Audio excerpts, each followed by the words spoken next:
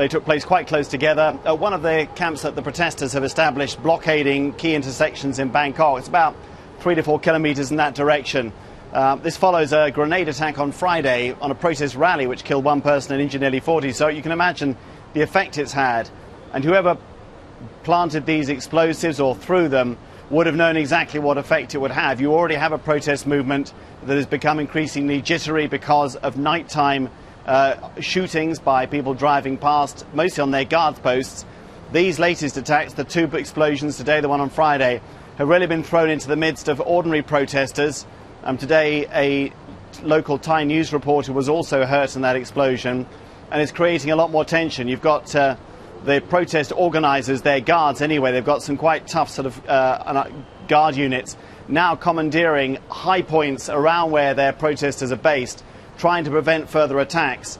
And of course they blame the government and its supporters for this. The Prime Minister herself, in relation to Friday's attack, has been adamant not only that she had nothing to do with it, but she said, we do not want violence. We're telling the police to stay away, to avoid confrontation at all costs.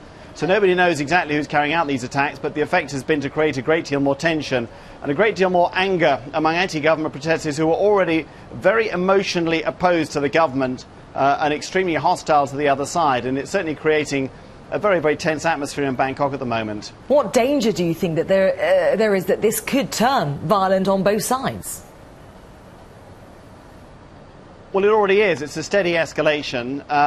That's always been possible. Remember, the protest movement has literally paralysed the government and taken over the city centre. And because the government supporters have been very frustrated to see that, to see a government they elected on the verge of potentially being overthrown. Now, they've been held back, the so-called red shirt movement, they've been told to stay away, but they have hardcore elements who would like this to come to a fight, as indeed there are on the anti-government side as well.